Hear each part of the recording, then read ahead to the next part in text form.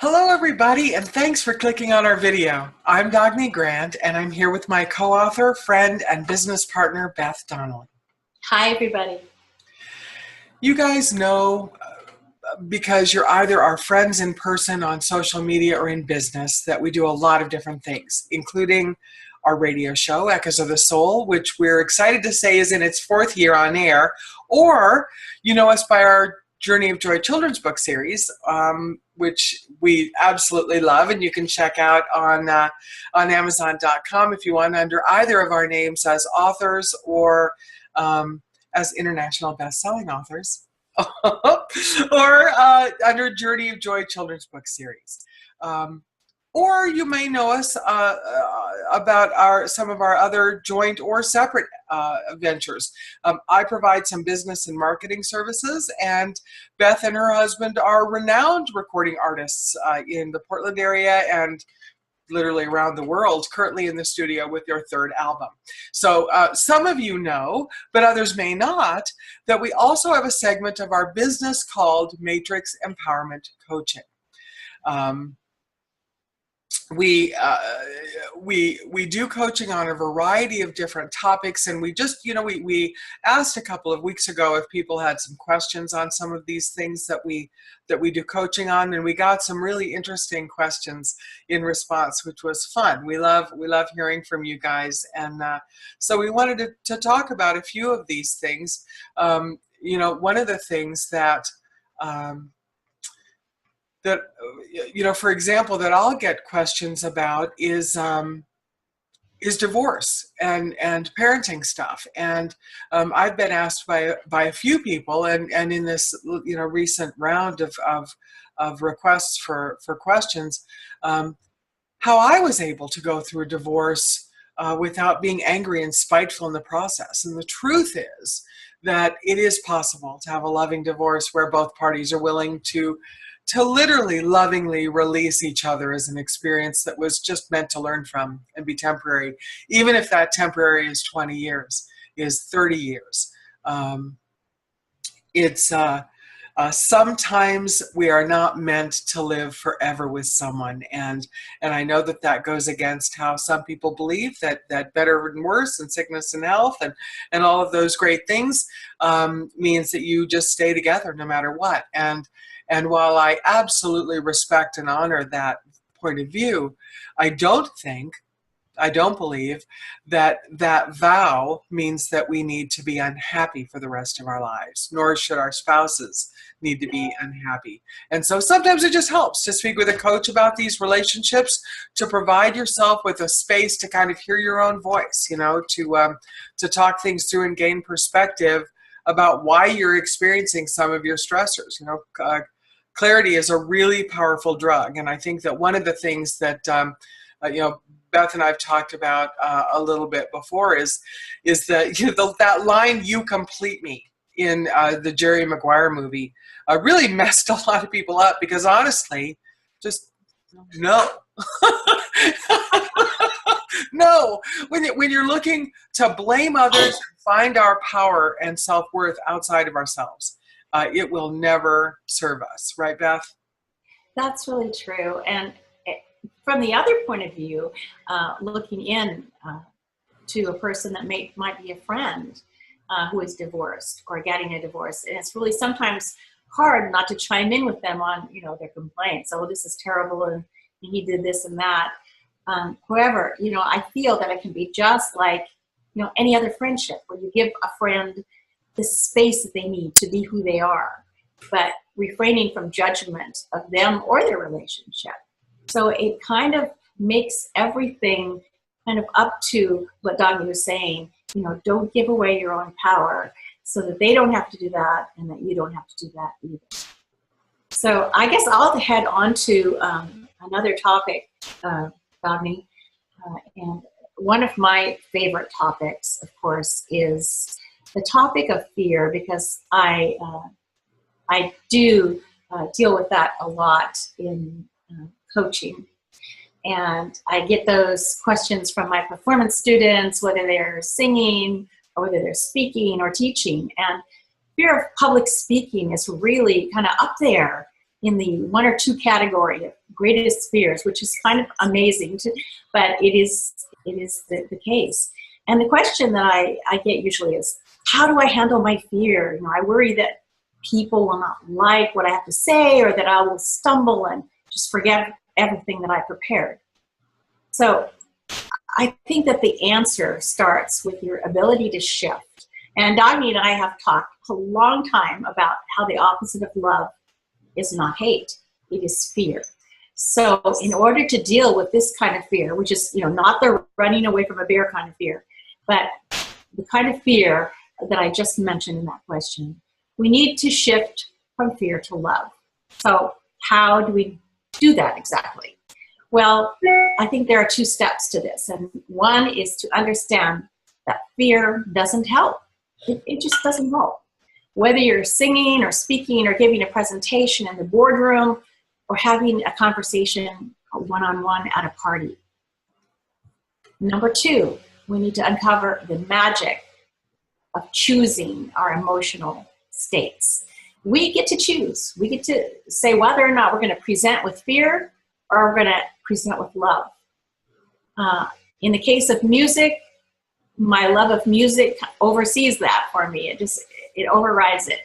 And the same being true for people who have a specific topic or principles that they want to speak about, and they love that topic and they love their principles. Our happiness in the moment does that for us. It really gets us in that moment of love, and then the fear subsides. And this does help, and it's really, truly magical. And I can give you an example from my own life where this happened to me. Dagny mentioned earlier that my husband and I sing together professionally. And when Doug and I recorded our very first album in a really large studio with an orchestra, we had to get through 14 pieces of music that night because, you know, the orchestra's sitting there and we just had to do that. So it looked like we had about 5 tracks down when the engineer said, oops, we didn't get that one of those arias, and you're gonna have to redo it. And I had been so carefully measuring my energy, and you know, I thought, oh, this is not good. I'll never be able to sing that aria again and finish everything else we had to do. You know, that's the monkey mind that we kind of put in our heads when something is going wrong. But it was my photographer who told me to take a minute and just regroup. And I did that. And I remembered the mindset rule that I was just talking about. And it doesn't help to worry. It's not going to help me get through that aria. It's not going to help me relax and think about the song and the love that I have for this music. So I relaxed, I repeated the song, and guess what? It was actually better than the first one, and we did complete all of that music, all of those songs for that evening. So it does work, and we get to choose. We get to choose our thoughts, and when we choose our thoughts, the emotions follow. And then our emotional state is what we want.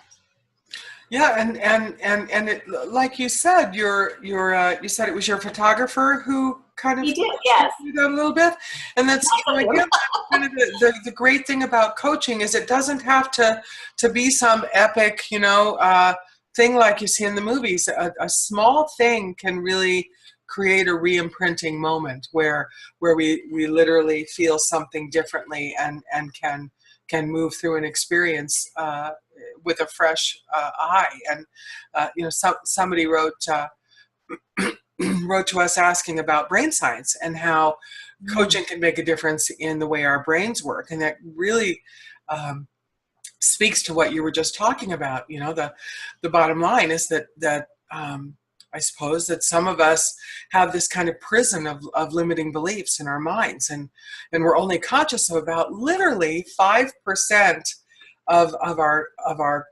what we're doing and thinking and what our senses are experiencing in the moment. The rest of what we're experiencing and what's kind of driving our car is our subconscious mind, and that is this web of neural pathways, neural networks that are synapses that were created by past experiences, by an example of that that I give when I do public speaking is if I smell bacon cooking or green palm olive dishwashing liquid, I am immediately taken to the lake cabin where we went every summer as kids.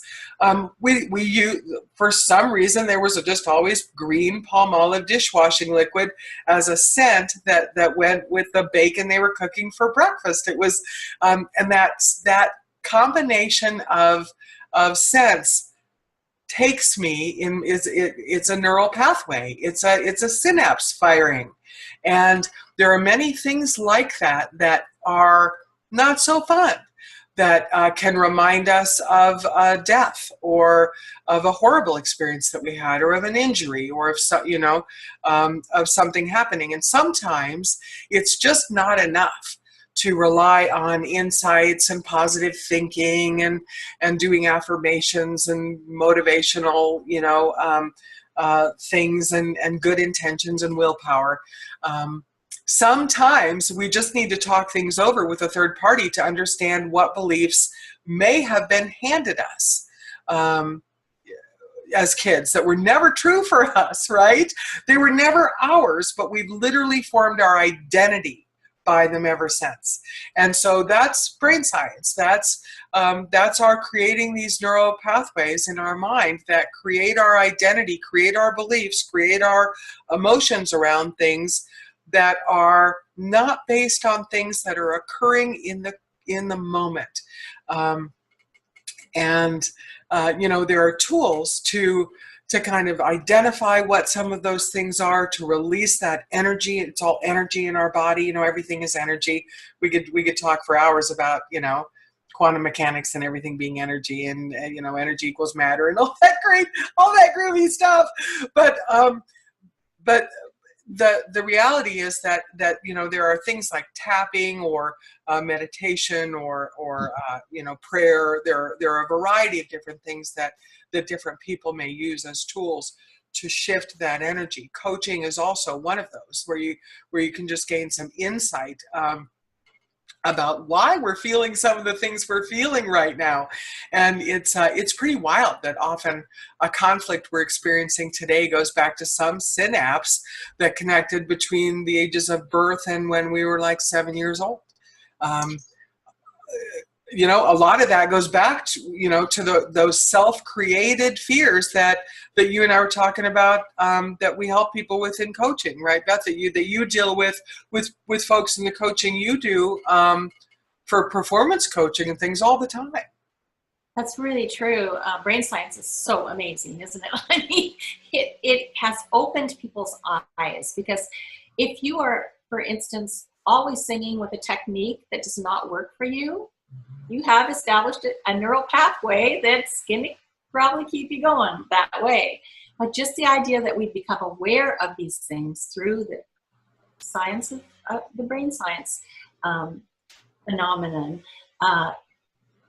we know that if we get used to singing in a new way, or acting in a new way, or working in a new way, or relating to people in a new way, that repetition can eventually replace the old method, and you will make a new neural pathway. So this is a really amazing technique, and we both use it in our coaching, and it seems to really work. Yeah,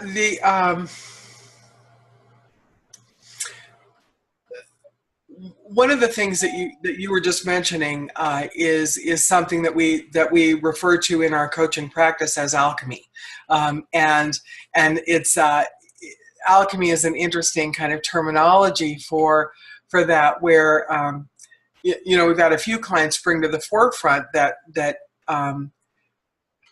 they bring a challenge to the table that ends up being a completely different conversation once we actually kind of get things going and see, what's really going on. And, like, for example, why do they act like that, right? Why do they act like that?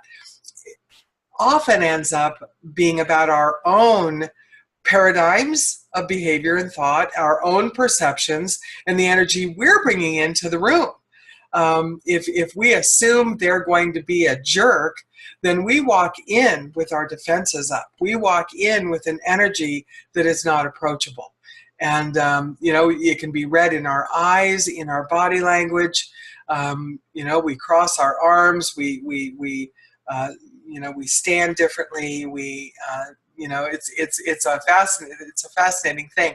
One great things about coaching is that a coach can see things that you may not see, and can provide a kind of a cold truth others may not tell you. And because we're not your mama, and we're not your sister or your friend or coworker, there isn't a risk that the relationship may have a domino effect of where a coach has to be careful about what they bring up to you.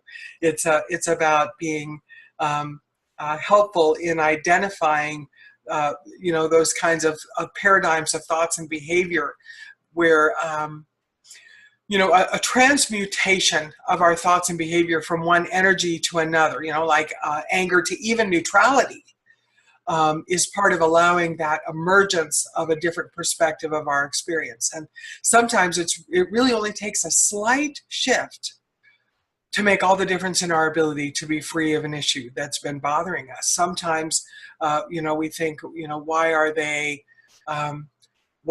acting so mean to me?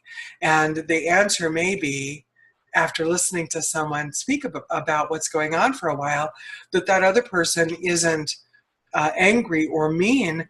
They're fearful and protecting themselves from your energy. Right? And it's not something you would have ever even considered, right? Because it was all about them. It's never about us.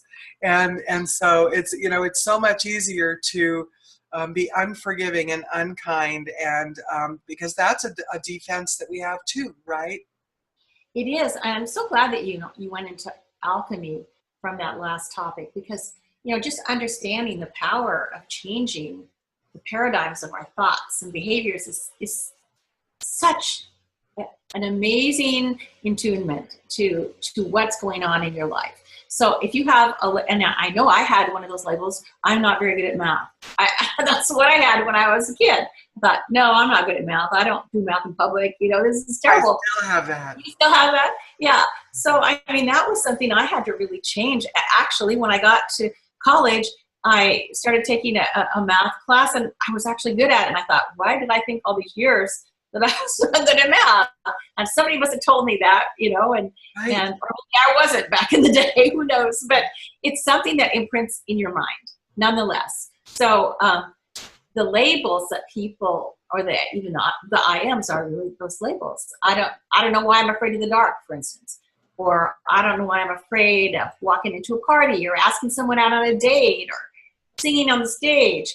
All those things are, labels that we put on ourselves, and that the brain science that we were just talking about can help to improve that. It can help to bring it to the forefront and to change it. And we can change them through EFT, working with a counselor, neuro-linguistic programming. Dagny was mentioning a lot of these. And so there are a lot of ways to change a neural pathway. So we need to be happy about knowing that information. So I think I'm in it. Oh, go ahead. Well, no. Well, I was just going to say, just knowing that there's things that we feel stuck about, or sad, or angry, or grieving, or things that we've just felt this like crappiness for a really long time. There may be a release valve to that is really very simple. And a lot of times, it's remarkable the number of people, the percentage of people on this planet who medicate their feelings away, who literally take and if you're on antidepressants or on medication, God bless you.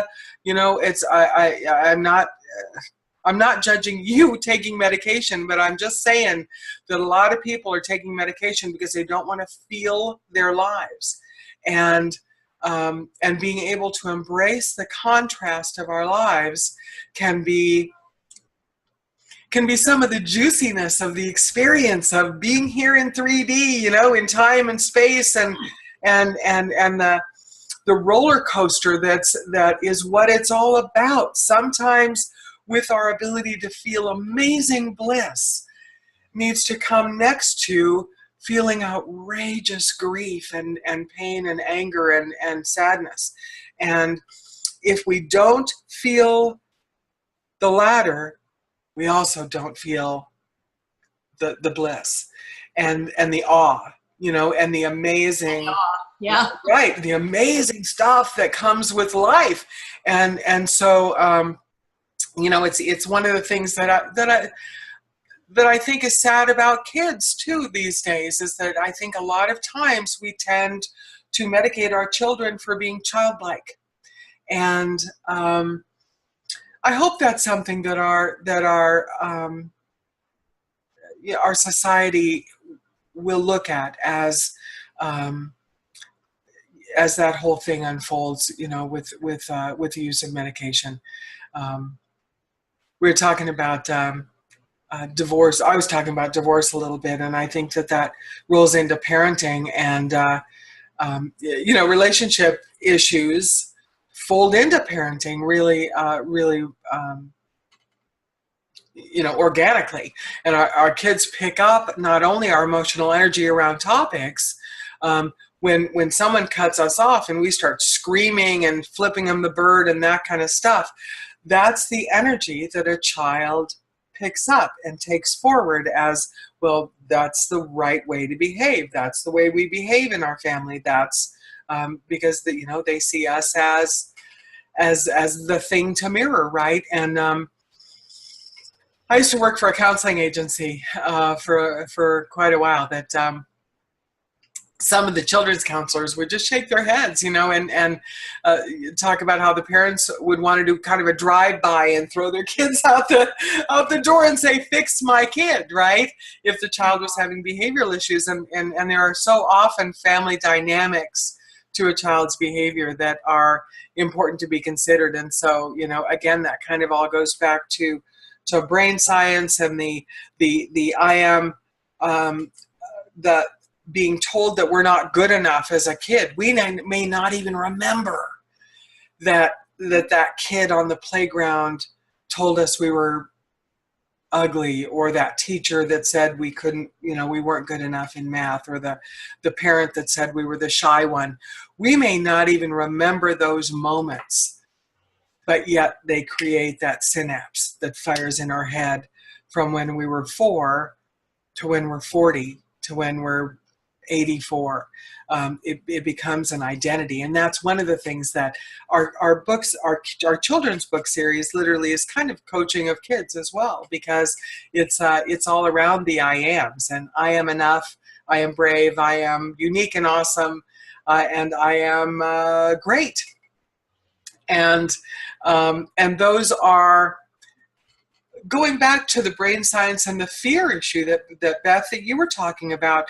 Oftentimes, isn't it true that you coach people on their self-worth and them feeling like they're worthy of walking out on that stage, worthy of applying for that job, worthy of singing that difficult a piece, worthy of that relationship where someone really treats them well? A self-worth is an amazing thing in our culture, isn't it? It is. It's an amazing thing, and so much of education and parenting, all of those things develop that in a person. And if they don't have, if children are not taught kindness and empathy and integrity, and that they are worth, you know, I'm worth it no matter what, like we say in our books. I think, you know, they're probably missing out on a lot. And that's why we actually wanted to write those books, so that we could get that out there. And I think that whole idea of kindness and empathy is so prevalent in our nation right now. And I think that I always like to deal with the topic of kindness. Seems a little bit frivolous, but I think it's totally not frivolous. I think it's something really big in our day-to-day interactions and in our nation and in the world. So I got a question from a friend last week, actually, about kindness. And he said, how do you deal with those who could, quote, care less, end quote, about kindness? How does it affect you? How do you respond? And so this is how I answered that question. And I've dealt with so many people with this answer, with the information from this answer. And it really does seem to work. So here we go. If we choose to be positive and empathetic and kind, like we teach kids to be, when we experience distress or anger from another, and we all experience anger and distress from another, it happens probably on a daily basis. But when we choose to be positive and kind, we nourish our peace within. And for me, that's one of the most important things I can do, is nourish my own peace. However, if we resist or we jump into that argument and we're, well, I think you're wrong and blah, blah, blah, that can promote another outcome. And I have found that whatever I resist persists. And you know why? Because we become part of that negative energy. And by all means, I don't advocate never giving your opinion if it's different than somebody else's, because I think we can do that, but just do that in a kind way, with some kindness and respect. And we don't have to agree with each other on everything, for Pete's sake. No, we can respect a person's choice to be different and still be kind. And hopefully they'll respect our choices as well. So Dagny and I have, we talk about this a lot, but we really like this. We have a ritual of kindness that we put forth, whenever we're out and about. We try to see how many people we can smile at, and most everyone smiles back. So we have decided that kindness is contagious. So you might want to try that, because it does seem to work. Yeah, but how many people you can get to smile game? That is so much fun. That is really fun. One of the things that I think that that you were just talking about really hit me on, I don't even know if you used these words, but what came through my mind was, I see you. Not just you're another human being in front of me, but I see you. I see you as a fellow human being who is also going through this wild array of stuff. One of the things that we talk about is, and a lot of that has to do with intuition. I want to talk about intuition a little bit too, but one of the things that we talk about is the difference of how we act and react, and how we, it is not external to us how we act and react. It's totally our choice. We are not anyone's feelings puppet. No one can make us feel angry, and no one can make us feel happy. We are in control of how we act and how we react to others. And one of those examples that we've talked about is somebody pulling out in front of you with a car. You can assume they're a drunken asshole and cuss at him and flipping the bird and speed up and completely be irrational about it.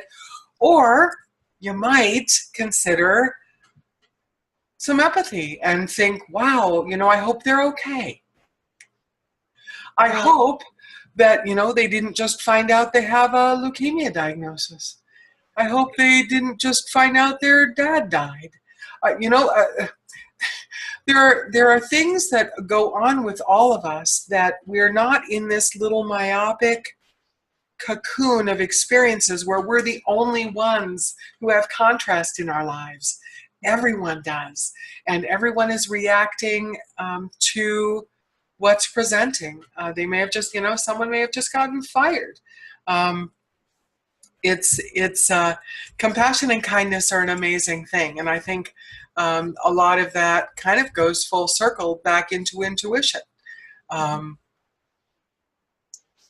where we can trust our gut, right? Trust your gut with what it's telling you, right? It's true. I wanted to talk about intuition as well.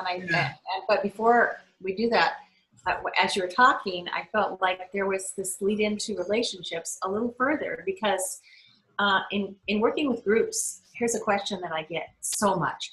Just how am I supposed to respond to a friend who consistently is needy, always playing the victim?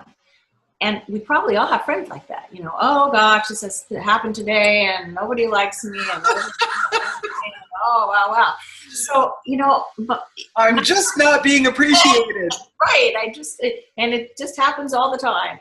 So my first response to this is, do we consistently expect that friend to relate to us with victim mentality? Do we expect that?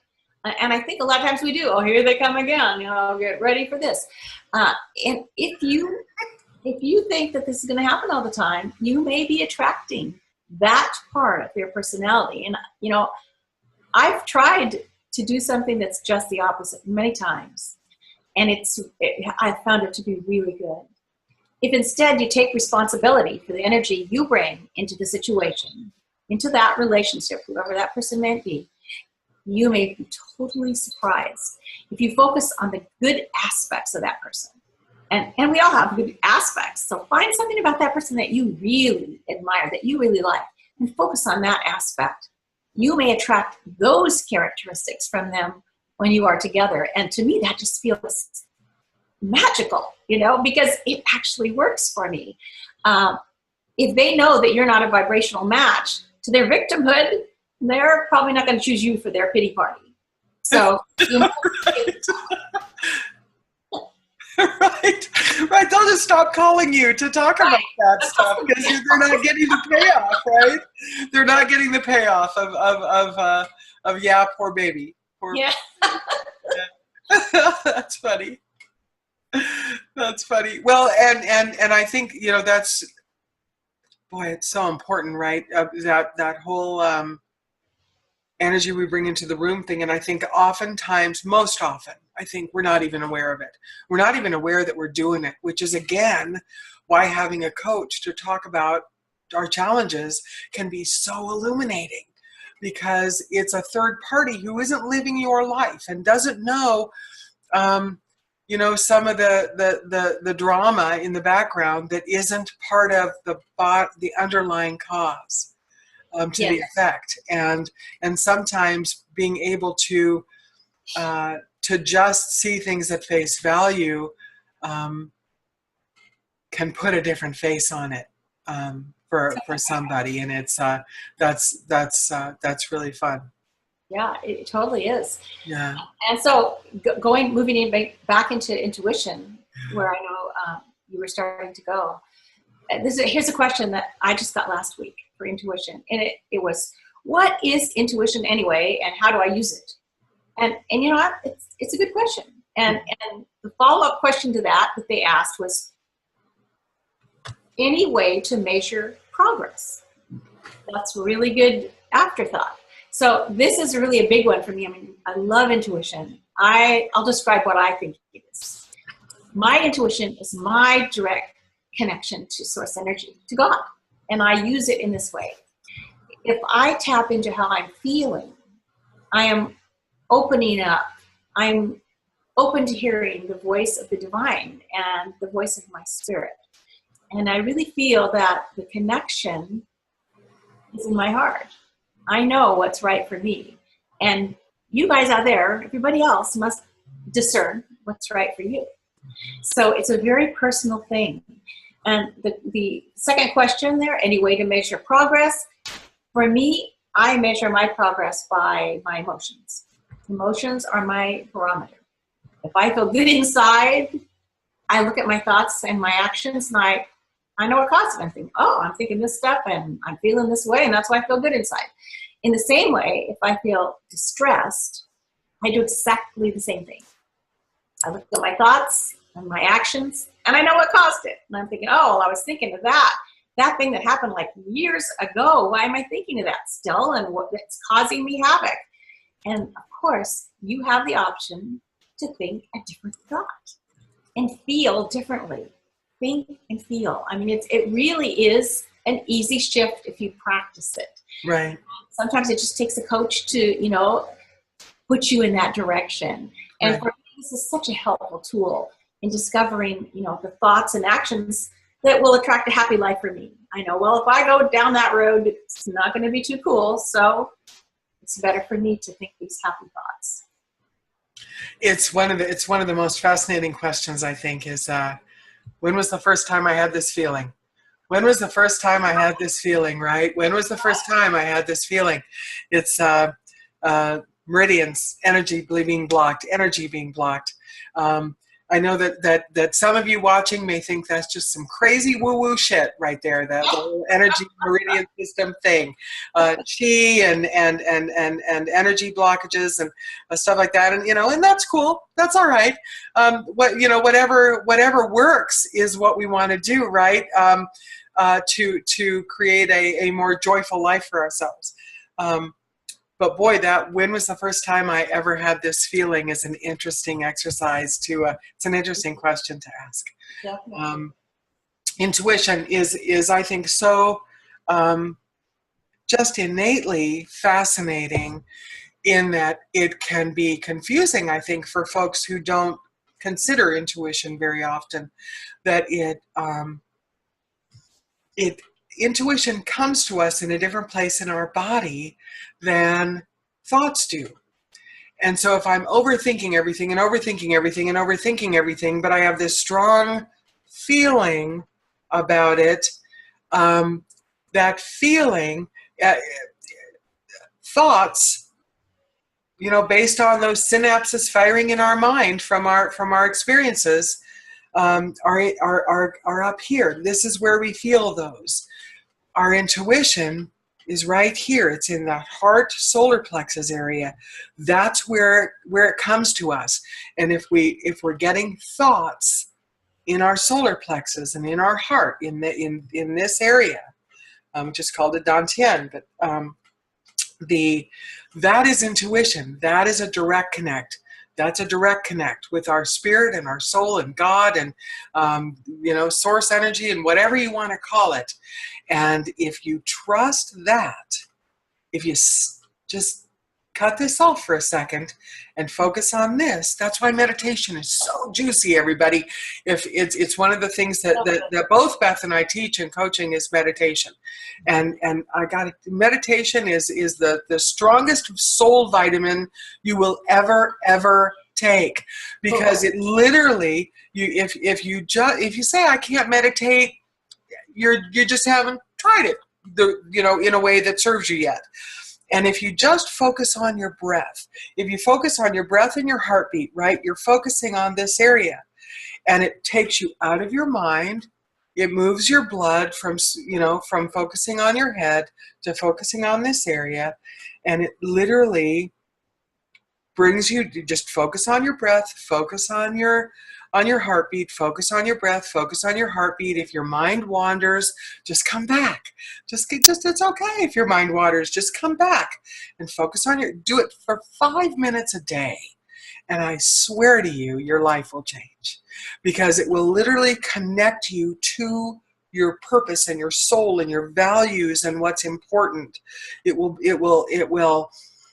let the rest of that crap that's happening at work and with, whatever, that chick at Walmart, just, it will let all that crap fall away and let you, center in to what's, really happening with your core and the core of your being.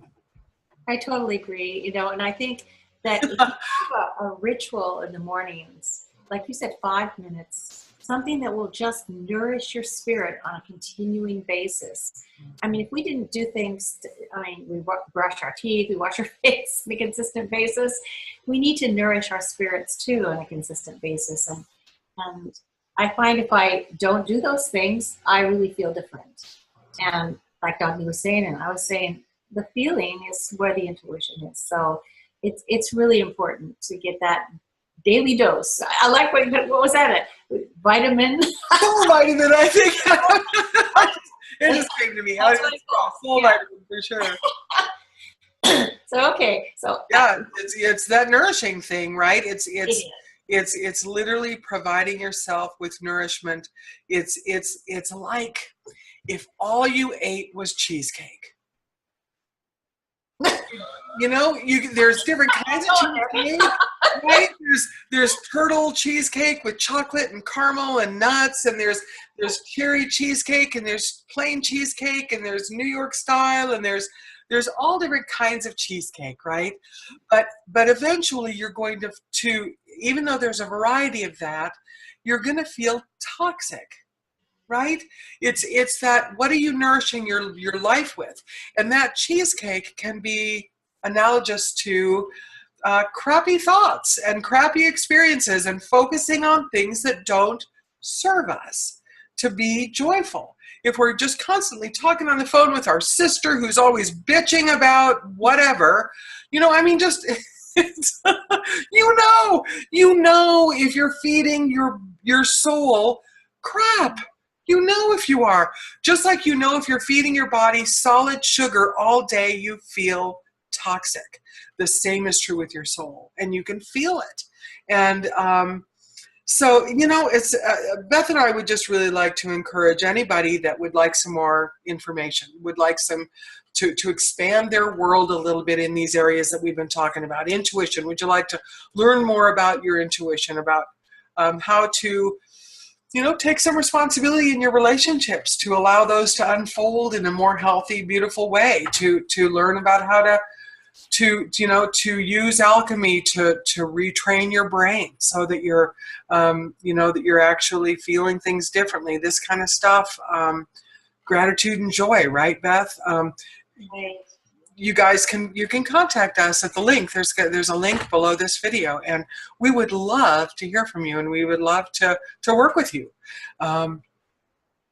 We've helped a lot of people, and it is, you know, the as Beth calls it, the uplifting of the human spirit is an integral part of both of our purpose on the planet, and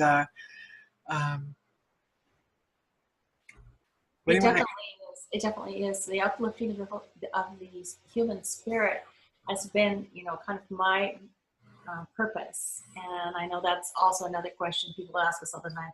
What is my purpose? And all that kind of thing. And of course, you know, that's something we can help with too. So if you do want to talk to us, please give us a call. Click on the link. Let us know how we can help you. And thanks for tuning in. If you stayed with us this long, wow, awesome. We love you. And hey, you know, it is our joy to know you guys and to be able to have connected with you today. So thank you again so much. Thank you. Have a good day. Peace out, everybody.